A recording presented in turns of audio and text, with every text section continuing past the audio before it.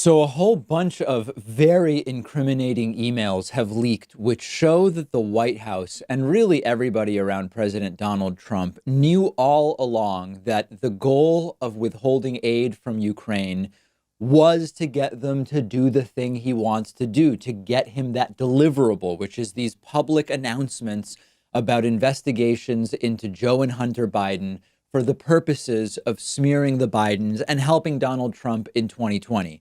And it's almost anticlimactic to report this to you because anybody who had been following the story with some level of closeness and has been following Donald Trump for 3 years or longer would understand that that's exactly how it went down. And these are what can potentially be called smoking gun emails with regards to what took place. The Washington Post is now reporting that hundreds of documents have turned up, which show that after the fact, after the decision was made to withhold the aid from Ukraine, everybody at the White House was scrambling, trying to come up with some explanation, a false explanation, of course, an explanation other than the real one, for why the hundreds of millions of dollars in aid were being withheld from Ukraine. We, of course, know that it was because Donald Trump wanted to use that money as a way to get Ukraine to smear Joe Biden. So let's back it up just a little bit here. One of the defenses that we're hearing from Trumpists is, listen, everything's fine because eventually Trump gave Ukraine the aid. Now, at face value, this is a worthless defense because it implies that trying to commit a crime isn't a problem as long as you fail to commit it, which is ridiculous. Apply that same logic to any other situation. It doesn't make any sense. But even more absurd is that the aid was released when Adam Schiff sent a letter saying, hey, a whistleblower is telling us that you're holding the aid hostage for a smear campaign against Joe Biden. And then lo and behold, the aid is then released to Ukraine. And that action is now pointed to say, hey, we eventually gave him the aid, so there's nothing to see here. But we now have the emails. And they exposed that not only did people like Donald Trump's chief of staff, Mick Mulvaney, know exactly what Donald Trump was doing, they were worried it was not even legal. Back in August, remember that the infamous phone call between Donald Trump and President Zelensky of Ukraine was on July 25, very close to August.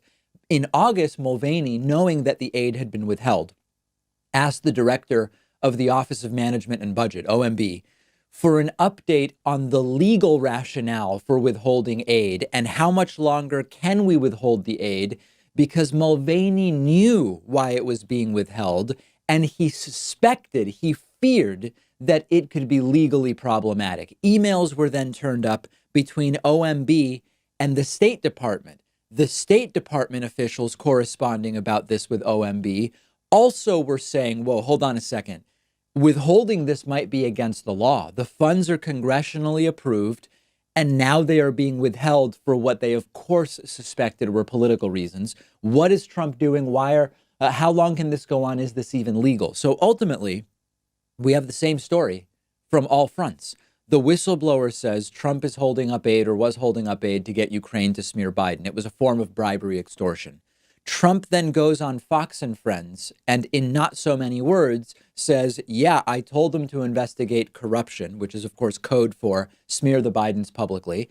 And why should we give them money anyway? Linking the investigation and the money publicly for the first time, as we told you yesterday, without even realizing it.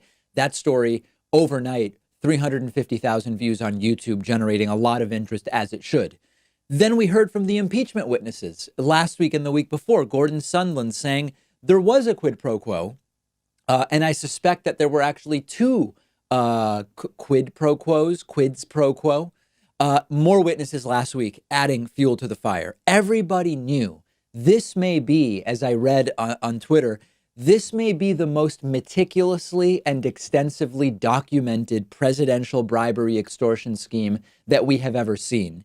And yet, as we get to the other end of it, in all likelihood, and it pains me to say this, and I know people get mad because they say I'm conceding. I'm not conceding. I'm simply analyzing that in all likelihood, the Republicans in the Senate are going to let Donald Trump remain in office and will cheer, at least publicly, behind closed doors, who knows, they will at least publicly cheer the reelection of Donald Trump if if it indeed happens, despite everything that every day we are learning. Every day we learn enough that by itself, what we learn on that day would be a nonstop scandal under Barack Obama. And yet Republicans, and mostly Fox News and other right-wing media, defend the president, make excuses, stand aside. They are all enablers for what is going on here.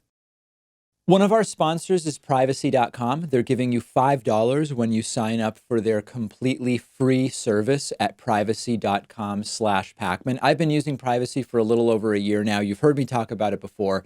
It's a lifesaver, and here's how it works. It takes just a couple of minutes to set up. Anytime you buy something online or on the phone, instead of actually using your real credit card number, the Privacy app and the browser plugin let you give each company a randomized virtual credit card number that you create out of thin air. It'll even autofill the card number with one click. And the payment is taken out of your checking account without the merchant ever knowing your real information. So this allows you to keep your banking information secure, but also to take control of your finances. You can create up to 12 of these virtual credit cards a month. You can set spending limits. You can freeze them. You can delete them anytime you want. So when you do this, it means you're not going to be charged when you don't want to be, because you can destroy the virtual card number right after using it, which, for instance, I love using free trials because I know I won't be charged when the trial is over if I use a virtual credit card number. You're keeping your identity private by not telling companies who you are. You're keeping your bank or credit card info protected against data breaches and identity theft.